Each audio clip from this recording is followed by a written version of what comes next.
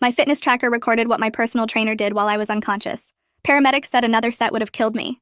The heart rate alert vibrated on my wrist at 6:42 a.m. while I was halfway through a set of burpees. The notification said 184 beats per minute, which seemed high but not impossible given how hard Garrett was pushing me. I'd hired him 6 weeks ago to help me regain strength after my emergency appendectomy in January. The surgery had been routine, but recovery had been slow and frustrating. I was 31 years old, had always been active, and suddenly found myself winded climbing stairs. My surgeon had cleared me for exercise after 8 weeks, and I'd immediately started looking for a trainer who specialized in post-surgical recovery.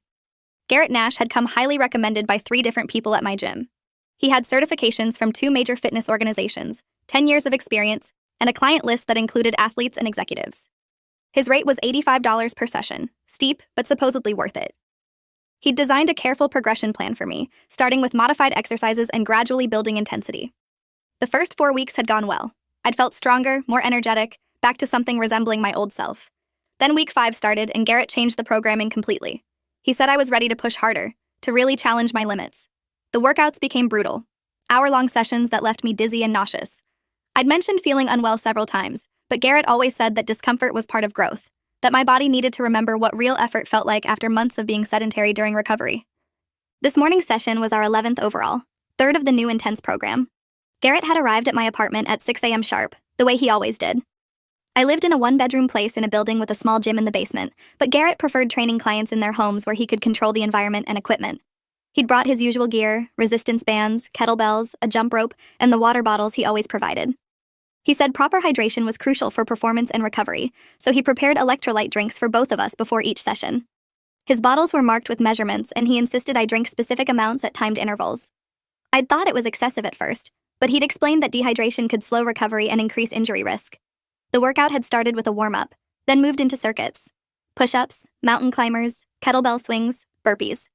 Garrett was demonstrating perfect form and counting reps in his calm, encouraging voice. He was 38 years old, formerly military according to his bio, with the build and bearing that suggested he'd been serious about fitness his entire adult life. He never worked out during our sessions, just coached and corrected my form, but I could tell he practiced what he preached. Around 6:35 a.m., I'd started feeling strange. My heart was racing faster than normal. My vision was getting blurry at the edges. I told Garrett I needed a break. He'd checked his watch and said I had 3 more minutes in this circuit, that stopping early would disrupt the cardiovascular benefits we were building. I'd pushed through the 3 minutes, then collapsed onto my yoga mat. Garrett handed me the water bottle and told me to drink. I'd taken several long swallows. The liquid tasted slightly bitter, but I'd assumed that was the electrolyte mix. Garrett said I had 90 seconds of rest. Then we were moving into the final circuit. I asked if we could cut it short today because I really didn't feel well. He said no, that I was experiencing the breakthrough moment where my body wanted to quit but my mind had to push through. He said this was where real change happened. He said if I stopped now, I'd be teaching my body that quitting was acceptable. I'd felt too dizzy to argue, so I'd stood up when he told me to and started the burpees. That's when the heart rate alert had gone off, 184 beats per minute. I'd stopped mid-movement and looked at my fitness tracker, a watch that monitored heart rate, sleep, steps, and exercise intensity. I'd bought it specifically to help track my recovery progress. The screen showed my heart rate climbing, 187, 191, 196. I told Garrett something was wrong. He'd looked at my watch and said high heart rates were normal during intense cardio, that I was fine. I said this didn't feel fine. My chest felt tight. My arms were tingling. Everything was getting darker around the edges. Garrett told me to do 5 more burpees and then I could rest. I tried to do what he said because he was the expert and I was paying him to push me, but on the 3rd burpee my legs gave out completely. I'd fallen forward onto the mat, unable to catch myself. I heard Garrett's voice saying, "Get up, come on, you're stronger than this." I'd tried to respond but couldn't form words. My heart was pounding so hard I thought it would burst through my ribs. That's the last clear memory I have of being conscious. What happened next? I only know because my fitness tracker kept recording and because Garrett left his phone on the counter still running a timer app that captured audio. The data showed my heart rate hit 203 beats per minute at 6:43 a.m., then climbed to 211, then 218. According to the tracker's motion sensors, I was still moving during this time even though I have no memory of it. The audio from Garrett's phone, which police retrieved later, captured him saying, "Up, let's go, 5 more. You can do this. Stop being dramatic. Get up." Then there's a sound that the audio analyst said was probably me hitting the floor. Garrett's voice said, "Really? You're going to quit on me now?" Then nothing for 23 seconds. Then Garrett saying, "Hey, wake up." Then more silence. Then Garrett saying shit very quietly. Then sounds of movement, cabinet doors opening, water running. Then Garrett's voice much closer to the phone saying, "This is going to be fine. You're going to wake up and finish strong." At 6:47 a.m., my fitness tracker recorded my heart rate at 224 beats per minute. The motion sensors showed I was being moved, lifted. The audio captured Garrett grunting with effort and saying, "Just 2 more sets. Come on, your body knows what to do even if your mind checked out." That's when he apparently started forcing my unconscious body through exercises, manipulating my arms and legs through the motions while I was completely unresponsive. My upstairs neighbor, Felicia Brenner, heard the thumping sounds coming from my apartment and got concerned. She'd met Garrett a few times when he was arriving or leaving, knew I was working with a trainer, but something about the rhythm of the sounds alarmed her. She later told police it sounded wrong, too irregular, too heavy. She'd knocked on my door at 6:51 a.m., according to building security footage. Nobody answered, but she could hear someone moving around inside. She knocked harder and called my name. The audio from Garrett's phone captured him saying, "Shit, shit, shit," and then silence. Felicia had a key to my apartment because we'd been friends for 3 years since I moved into the building. We watered each other's plants and accepted packages for each other. She'd used the key without thinking, pushing the door open and calling my name. What she found was Garrett kneeling beside my unconscious body, my arms positioned above my head, clearly in the middle of physically manipulating me through movements. My face was gray. My lips were blue. Felicia had screamed and immediately called 911. Garrett had stood up quickly and started explaining that I'd fainted during the workout but was recovering, that this happened sometimes with clients who pushed too hard. Felicia ignored him and got down on the floor next to me, checking for breathing and pulse. She'd taken a CPR class 6 months earlier at her office. She couldn't find a pulse. She'd started chest compressions while on the phone with the 911 operator, following their instructions. Garrett had tried to pull her away, saying he'd handle it, that he had medical training, but Felicia had shoved him back hard enough that he stumbled. The paramedics arrived at 6:58 a.m., 7 minutes after Felicia's call. They found her still doing compressions.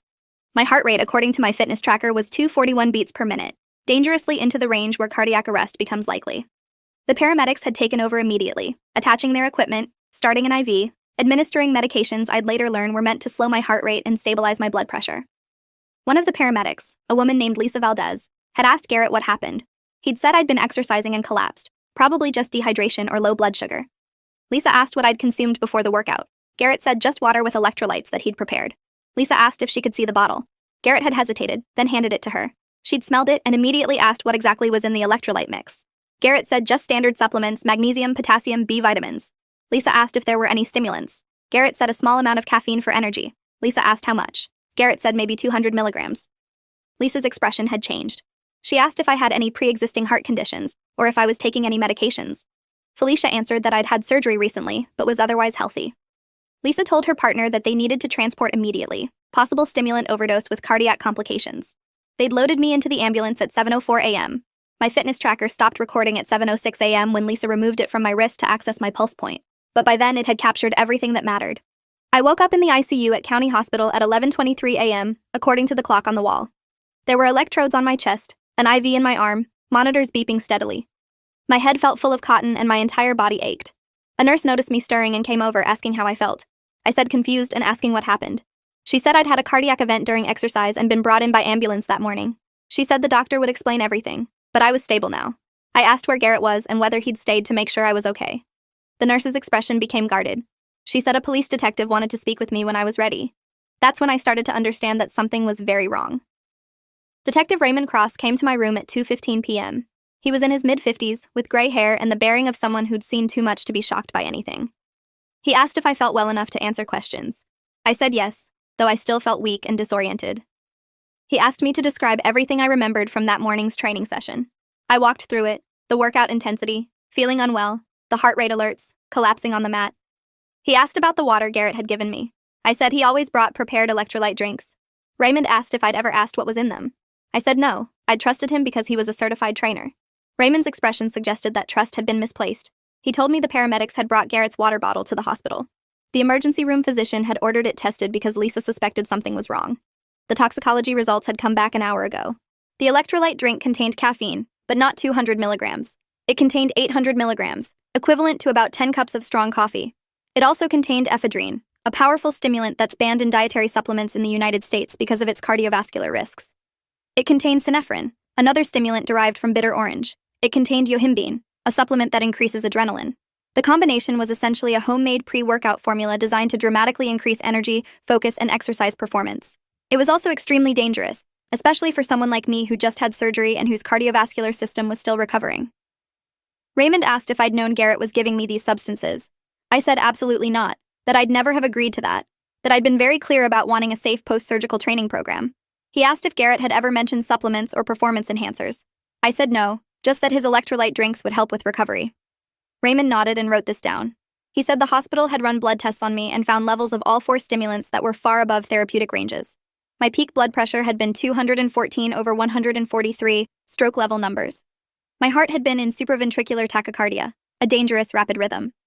The cardiologist who'd treated me said if the paramedics had arrived even 5 minutes later, I likely would have had either a stroke or complete cardiac arrest. The fact that Felicia had started CPR and the paramedics had administered beta blockers immediately was probably the only reason I survived. Raymond then told me something that made my blood run cold. They'd found Garrett still at my apartment when backup officers arrived. He'd been in the process of cleaning up, pouring the remaining electrolyte drink down the sink, wiping down surfaces. When officers told him to stop, he'd said he was just tidying up after the training session. They'd arrested him on suspicion of assault and taken him to the station for questioning. During the interview, Garrett had admitted he'd been adding the stimulants to client drinks for the past 2 years. He said it was part of his training philosophy. He believed that people didn't reach their true potential because they gave up too easily, because their minds told them to stop before their bodies actually needed to. The stimulants, he said, helped clients push past mental barriers and achieve breakthrough performance. He said the doses were carefully calculated based on body weight and fitness level. He said he'd done extensive research on athletic performance enhancement. He said he'd never had a client experience serious problems before. Raymond asked if that was true, if no one else had been hurt. I said I didn't know, but 3 people had recommended Garrett to me and they'd all seemed fine. Raymond said that's what they were investigating now. He asked if I remembered signing any liability waivers when I hired Garrett. I said yes, a standard form acknowledging the risks of exercise. He asked if anywhere in that form it mentioned supplements or additives. I said no, nothing about that.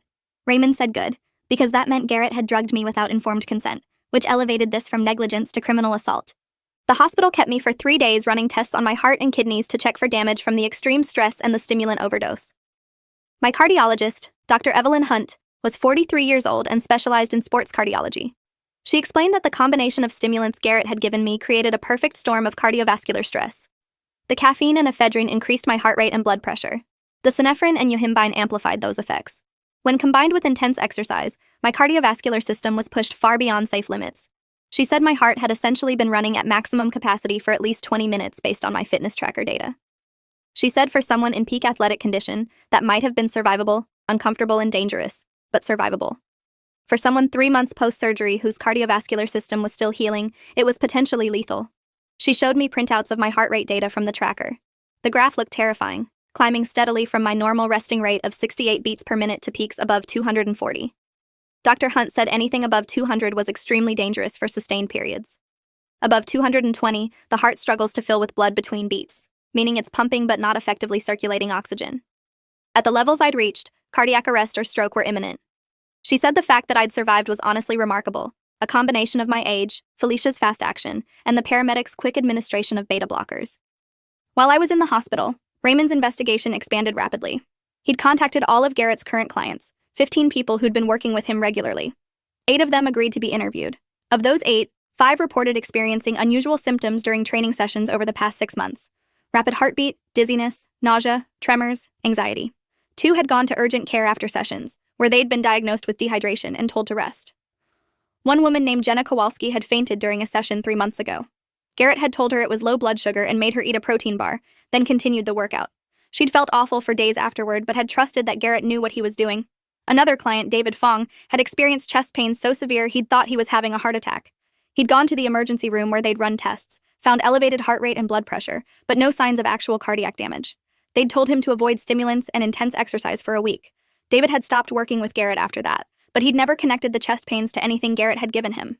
He'd assumed it was his own body responding poorly to the workout intensity.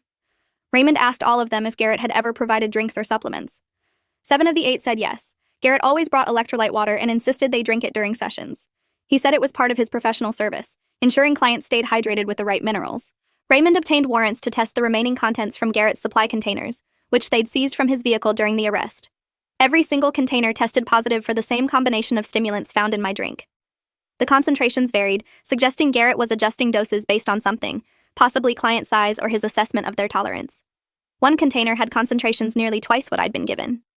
Raymond theorized that Garrett had been gradually increasing doses over time, building up client tolerance, pushing them harder and harder. The 7 clients who'd been drinking Garrett's electrolyte water agreed to blood tests. 3 of them tested positive for residual stimulants even though they'd last trained with Garrett days earlier. The levels suggested chronic exposure over weeks or months. Dr. Hunt reviewed their results and said prolonged stimulant use at these levels could cause serious long-term damage including heart disease, kidney problems, and hypertension. She said these people would need cardiac monitoring for years to watch for complications. Raymond's investigation also uncovered that Garrett's certifications were real, but his backstory wasn't entirely accurate. He'd been in the military, but he'd been discharged early under circumstances he'd never disclosed. Raymond contacted Garrett's former commanding officer who said Garrett had been removed from a Special Forces training program after he'd been caught giving unauthorized supplements to fellow trainees. 2 men had ended up hospitalized with complications. Garrett had been given an administrative discharge to avoid a court-martial. The incident had occurred 8 years ago, right before Garrett started his civilian personal training career. Armed with this information, the district attorney filed charges against Garrett Nash. 7 counts of assault with a deadly weapon, the deadly weapon being the drug mixture. 8 counts of administering drugs without consent. Multiple counts of fraud for misrepresenting his services. The assault charge related to me was elevated to attempted murder because the evidence showed he'd continued forcing my unconscious body through exercises while my heart rate was at lethal levels, demonstrating what prosecutors called depraved indifference to human life. Garrett's attorney argued that he'd genuinely believed his methods were safe and effective, that he'd researched performance enhancement extensively, that he'd never intended to harm anyone. The prosecutor countered that intent didn't matter when you secretly drugged people without their knowledge or consent, when you ignored obvious signs of medical distress, when you manipulated an unconscious person's body while they were dying. The trial lasted 3 weeks. I testified on the 5th day, walking the jury through the morning of my collapse, explaining how I'd trusted Garrett completely because he was credentialed and recommended. I described waking up in the ICU, learning that I'd nearly died, discovering that someone I'd paid to help me heal had been systematically poisoning me. The prosecutor played the audio from Garrett's phone, the recording of him forcing my unconscious body through exercises while my neighbor pounded on the door. The jury heard him say, "Just 2 more sets," while I was literally dying. They heard him say, "Your body knows what to do even if your mind checked out." Medical experts testified about the stimulant combination and its effects. Dr. Hunt showed my fitness tracker data on a large screen, the graph of my heart rate climbing into lethal ranges. She pointed to the exact moment my heart had hit 241 beats per minute and said, "This is where she should have died." Lisa Valdez, the paramedic, testified that when she'd arrived, my condition was consistent with severe stimulant overdose and that without immediate intervention, I wouldn't have survived. Felicia testified about finding me gray and unconscious, about Garrett trying to stop her from calling 911, about how he'd been moving my body when she walked in. The other clients testified about their experiences, their mysterious symptoms, their visits to emergency rooms and urgent care centers. Garrett took the stand in his own defense and it went poorly for him. He maintained that his methods were based on legitimate research into human performance limits. He said he'd studied exercise physiology, sports medicine, and optimal training protocols. He said the supplements he'd used were legal to purchase and commonly used by athletes. The prosecutor asked if they were legal to secretly administer to unknowing clients. Garrett said he didn't secretly administer anything. He provided enhanced hydration as part of his service. The prosecutor asked if he'd disclosed the contents of that hydration to his clients. Garrett said he didn't need to, that clients hired him for results and trusted his professional judgment. The prosecutor showed him the liability waiver I'd signed, asking him to point out where it mentioned he'd be giving me drugs. Garrett said it was implied in the phrase scientifically designed training program. The prosecutor asked if he had any medical training or license to prescribe medications. Garrett said he wasn't prescribing medications, he was providing athletic supplements. The prosecutor asked if he knew ephedrine was banned by the FDA for use in dietary supplements due to cardiovascular risks. Garrett said he was aware of that, but said the ban was politically motivated and not based on sound science. The prosecutor asked if he'd researched the specific risks of giving those supplements to post-surgical patients. Garrett hesitated, then said he'd calculated doses conservatively. The prosecutor showed him my medical records, showing I'd been cleared for light exercise but was still healing. She asked if forcing me through burpees while dosing me with 800 milligrams of caffeine and 3 other stimulants qualified as conservative. Garrett said I'd told him I was ready to push harder. The prosecutor played the audio of me saying, "I don't feel well," and Garrett responding, "You're experiencing the breakthrough moment where your body wants to quit." The prosecutor's closing argument focused on trust and betrayal. She said when we hire professionals, trainers, doctors, therapists, we trust them with our bodies and our health. We trust they'll keep us safe while helping us improve. Garrett Nash had violated that trust in the most fundamental way. He'd secretly drugged his clients, pushed them past safe limits, ignored signs of medical distress, and when one of those clients nearly died as a direct result of his actions, he'd tried to cover it up. She said the audio recording proved everything. Garrett prioritizing his training philosophy over my life, forcing my unconscious body through exercises while my heart was failing, only stopping when a neighbor interrupted. She asked the jury what would have happened if Felicia hadn't heard the noise, hadn't used her key, hadn't started CPR. The answer was clear. I would have died on my apartment floor while my personal trainer manipulated my body through 2 more sets of exercises. The defense's closing argument tried to paint Garrett as a dedicated trainer who'd made tragic mistakes in pursuit of helping his clients. His attorney said Garrett had genuinely believed in his methods, had seen them work for other clients, and had never intended harm. She said what happened to me was a terrible accident, not attempted murder. She said Garrett had panicked when I collapsed, had tried to help in his own misguided way, had made bad decisions in a crisis, but that didn't make him a criminal. It made him negligent at worst. The jury deliberated for 6 hours. They found him guilty on all counts. At sentencing, Judge Margaret Vance reviewed the evidence and statements from all the victims. She said Garrett had positioned himself as a health professional while systematically endangering the people who trusted him. She said his actions weren't mistakes. They were deliberate choices to prioritize his ego and his philosophy over his client's safety and autonomy. She noted that even after I collapsed, even after it was obvious I was in medical distress, he'd continued the workout instead of calling for help. She said that demonstrated a level of callousness and recklessness that warranted the maximum sentence. She sentenced him to 22 years in prison. After the trial, I had to rebuild my relationship with exercise and my body. The cardiac damage from that morning was permanent but manageable. Dr. Hunt said I'd developed some scarring on my heart muscle from the extreme stress, which meant I'd always have slightly reduced cardiac capacity. She cleared me for moderate exercise but said I'd never be able to push to the intensity I'd managed before. I had to take beta blockers daily to prevent arrhythmias. I developed PTSD from the trauma, having panic attacks whenever my heart rate increased during any activity. My therapist specialized in medical trauma and helped me understand that my body had been violated, that Garrett had removed my ability to consent to what was happening to my own body. The other victims from Garrett's client list formed a support group. We met monthly to discuss our recovery, our anger, our fear of trusting fitness professionals again. Jenna Kowalski had developed an anxiety disorder and couldn't exercise at all without having panic attacks. David Fong's blood pressure never fully normalized and he required lifelong medication. Another client named Lisa Wu had discovered she had early signs of heart disease at age 34, likely caused by the chronic stimulant exposure. We all dealt with the betrayal differently, but we helped each other through it. 15 months after my collapse, I started working with a new trainer, a woman named Angela Torres who came recommended by my cardiologist.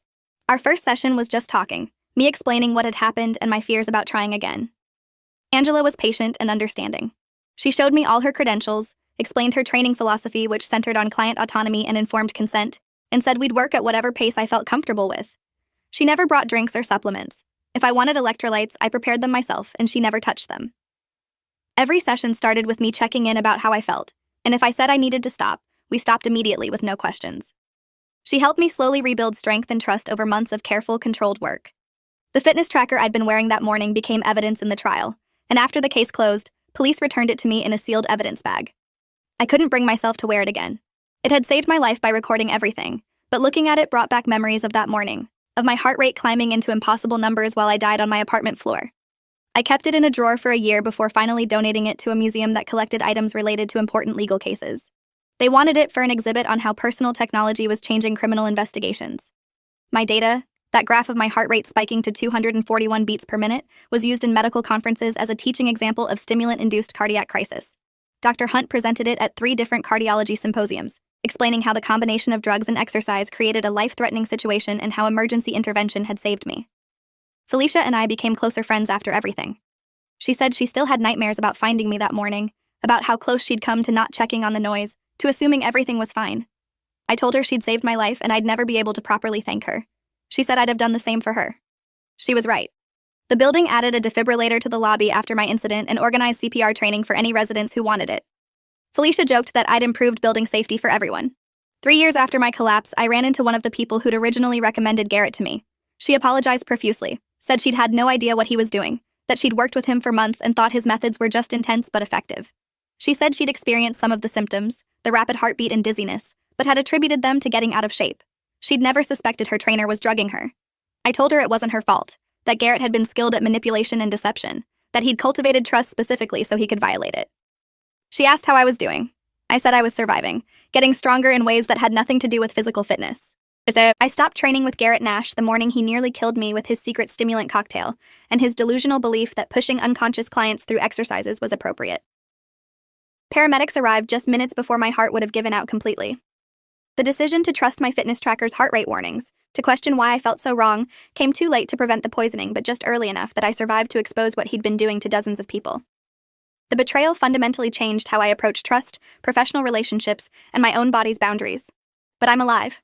Garrett is in prison where he can't hurt anyone else, and the 7 other victims are slowly healing from what he did to us. We'll never fully recover what we lost, But we're building something new, something honest, and that's enough. If you enjoyed this, you'll definitely want to see the next ones too. So subscribe now and let me know your take in the comments.